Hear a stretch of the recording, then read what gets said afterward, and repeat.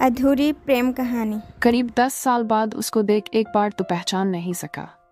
सोचता रहा कि ये वही हंसमुख अजित है जो कॉलेज में खुद भी हंसता और दूसरों को भी हंसाता था। दिमाग पर मुझे ज्यादा जोर नहीं देना पड़ा। वो मेरे पास आया और मेरे पैर छुए। गुरुजी, मैं अजित, आपका छात्र। आपने शायद नहीं पहचाना। पहचानोगे भी कैसे? उसके गंभीर स्वभाव को मैं समझ नहीं सका। हम कुछ देर के लिए पास ही एक बगीचे में बैठ गए। उसने जो अपने बारे में बताया उसके बाद मेरे रोंगटे खड़े हो गए। आइए, मैं आपको घर छोड़ देता हूँ। घर आपने कमरे में किसी को ना आने का कह चला गया आराम करने, पर दिल बेचैन हो तो कैसे आराम हो सकता है। अतीत मुझे अपने संग पुरानी यादों में ले आया। अच्छे से याद है मुझे वो मेरा पहला कॉलेज का दिन जब मैंने नई नौकरी ज्वाइन की। अजित ही था जिसने प्रिंसिपल साहब के कमरे तक मुझे छोड़ा। उसने मेरे लिए घर देखा, मुझे इस शहर से परिचित करवाया। आज जो भी उसने अपने बारे में बताया वो रह रहकर याद आ रहा था। उसने बताया, मेरे मिलनसार स्वभाव से ही तो अंजना आकर्षित हुई थी। हमारी पहली मुलाकात कॉलेज के एक प्रोग्राम में हुई जब कुछ लड़के उसको और उसकी सहेलियों को परेशान कर रहे थे, उनको जगह नहीं दे रहे थे। तब मैंने उनकी मदद करी। उस दिन के बाद हम जब भी आमने सामने होते तो देख मुस्कुराते। धीरे धीरे ये मुस्कुराहट बात में बदली।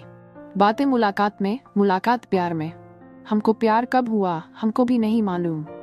घंटों साथ बिताते वो समय आ गया था कि बिना कहे हम एक दूसरे को पढ़ लेते। दोनों ने अपना कैरियर भी एक ही चुना। हमारे प्यार के लिए कुछ और लिखा था भगवान ने।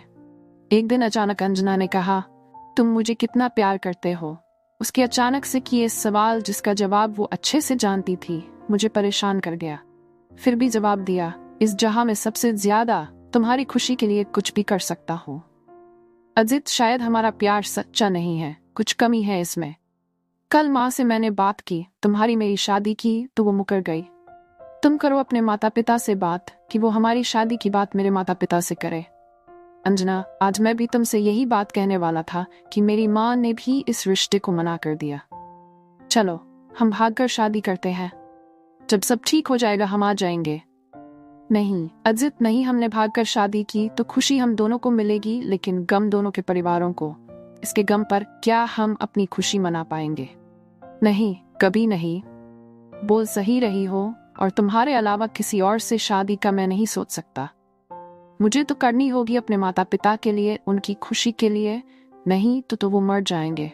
कुछ देर की खामोशी के बाद, ठीक अंजना, तुम अपना फर्ज निभाओ, मैं अपने प्यार के साथ जिंदगी बिताऊंगा। आज ये आखिरी मुलाकात है। अजित तेजी से वहां से निकल लेता है। अंजना मजबूरी में शादी करती है, सिर्फ माता पिता की खुशी के लिए। भगवान का खेल न्यारा, उसकी शादी के 2 साल बाद ही उसका पति गंभीर बीमारी से चल बसा। रह गई अंजना अकेली। वो अपने माता पिता के पास आ गई और कमाने लग गई। बदकिस्मती से दोनों को सब मालूम है, दोनों नहीं मिले पहले की तरह। एक विधवा बन जी रही, एक अपने प्यार के साथ। उनकी इस हालत का जान मुझे बेचैनी हो गई।